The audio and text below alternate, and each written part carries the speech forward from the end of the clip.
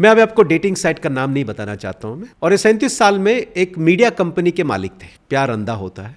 लड़की कहती है मैं आपसे शादी करना चाहती हूं मैं, लेकिन मेरी बड़ी बहन जो उनका जो बच्चा है तो उसके हार्ट में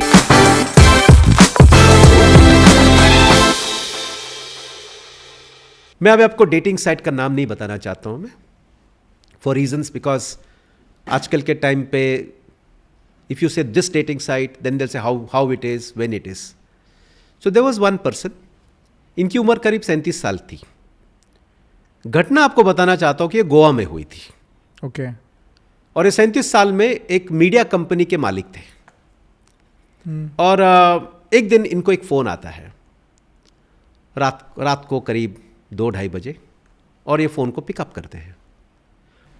सामने वाला व्यक्ति कहता है कि you know I am so and so.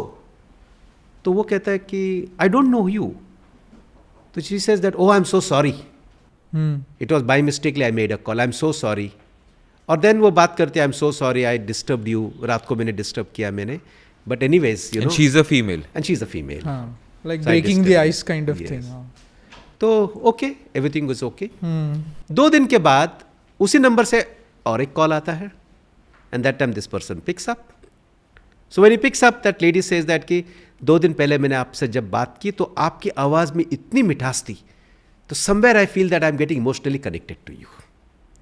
और ये 37 साल के एक मीडिया हाउस चलाते थे, छोटा, और इनकी भी शादी नहीं हुई थी। तो slowly and slowly he is now Honey trapped. और वो सो कॉल्ड लड़की कहती है कि मैं आपसे शादी करना चाहती हूं मैं, तो मेरा my details all are there on this website. Some dating site के बजाय आई वुड से दैट कि कोई पर्टिकुलर मैट्रिमोनियल साइट पे।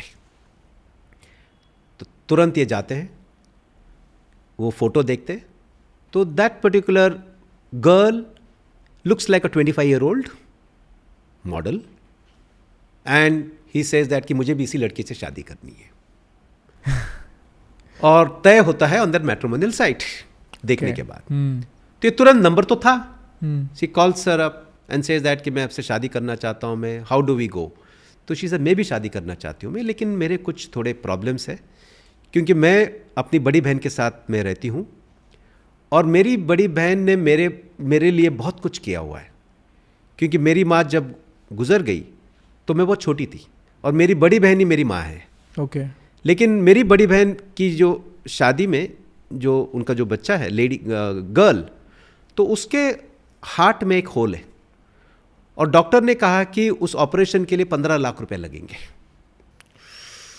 तो अगर आप मुझे 15 लाख रुपया दोगे तो मैं आपसे शादी कर लूँगा। प्यार अंधा होता है, और अभी तक मिले भी नहीं है। मिले भी नहीं। दहेज और बिना मिले दहेज। अरे मिलने तो दे।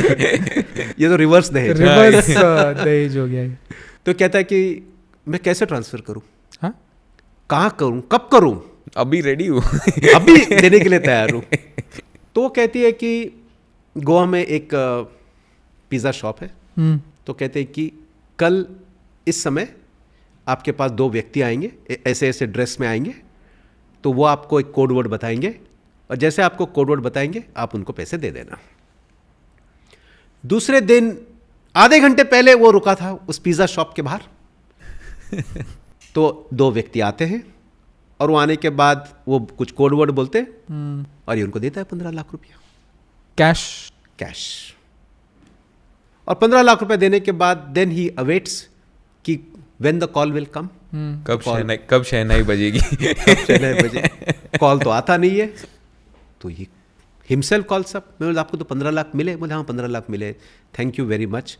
अब मेरी जो भांजी है तो उसके अभी ऑपरेशन होगी, and you are the person responsible, you are just like an angel to me, लेकिन मुझे थोड़ा टाइम दे दो, 1-2-3 दिन दे दो, ऑपरेशन अभी होगा, and then I will tell you the date when we shall get. 3 दिन के बाद वो वापस फ़ोन करती है। तो ये फ़ोन, अच्छा वो करती है, है, और वो कहती है thank you very much, operation is successful, everything done well, so and so. तो बोलते कि अभी शादी कब करेंगे। बोलते नहीं, एक छोटी सी और एक दिक्कत है। बोलता अब क्या है। अब किसको बोले। बोलते कि मेरी जो बहन है तो वो एक रेंट के हाउस में रहती है। तो मैं चाहती हूँ कि मेरी जो बहन ने मेरे इतनी सेवा की, मुझे बड़ा किया, तो मैं चाहती हूँ कि बिफोर आई गेट मैरिड उनके लिए एक अच्छा सा घर बनाऊँ, और उसके लिए मुझे 25 लाख रुपया चाहिए। And can you believe this man gives another 25 lakhs। No no no no, oh my God, ऐसे इतना बेवकूफ तो उसको फंस ही जाना चाहिए फिर तो। ऐसे देते देते करीब 67 लाख रुपया दिए, कुछ बहाने, फ्रॉम हियर एंड ऑल। फिर पूरे पैसे 67 लाख देने के बाद फ़ोन बंद हो गए। So he tried calling her up, phone तो लग नहीं रहा था, स्विच्ड ऑफ। फिर बाद में वो मेरे पास आए, मेरे पास आके उन्होंने कहा कि मेरे साथ ऐसे हुआ है। तो मैंने कहा कि देखो, इसकी इन्वेस्टिगेशन की जा सकती है, लेकिन अगर मैं इसको FIR होती है तो हो सकता है कि ये पब्लिक में न्यूज़ आएगी, हो सकता है। तो बोला कि ठीक है, नहीं आएगी, आई विल मैनेज दैट। बोलो ठीक है, that's your part. So I drafted the complaint. Police ने तुरंत FIR की, और दूसरे दिन इनका हेडलाइंस पे नाम आ गया कि so and so particular person became a victim of so and so fraud. फिर वापस उन्होंने फ़ोन करना स्टार्ट किया कि मेरा नाम तो है, जिनको पता नहीं तो उनको ही पता चल गया कि मेरे साथ ऐसे ऐसे हुआ है। तो मैंने कहा कि आपको बताया था पहले कि हो सकता है कि आपका पर्टिकुलर इन्फॉर्मेशन इस कंप्लेंट के बारे में आपका नाम भी आ सकता है। एनीवेज, उसको तो हमने रिजॉल्व कर दिया। इन्वेस्टिगेशन में ऐसे मालूम पड़ा कि जो 25 साल की जो महिला थी वो एक्चुअली एक 55 साल की महिला थी, and she was in Chennai. और ये पहले व्यक्ति नहीं थे, इसके पहले 3 व्यक्ति को ऑलरेडी फूल किया था। तो व्हाट आई मीन टू से इज दैट कि मैट्रिमोनियल साइट पे जब कोई भी व्यक्ति अपना प्रोफाइल डालता है तो ये कोई गारंटी नहीं होती है कि that profile details are authentic and correct. ये कोई ऑथेंटिक नहीं है कि the photos are authentic. So whenever details are put across, तो मैट्रिमोनियल साइट की जिम्मेदारी होती है कि जो भी डिटेल्स वो अपलोड करते हैं अपने मैट्रिमोनियल साइट पे, उसकी प्रॉपर KYC करनी चाहिए। हाँ, करेक्ट। जब तक उसकी प्रॉपर KYC नहीं की जाती है, और अगर कोई आदमी उसमें ठगता है या विक्टिम हो जाता है, तो मैट्रिमोनियल साइट भी उतने ही जिम्मेदार हो सकता है।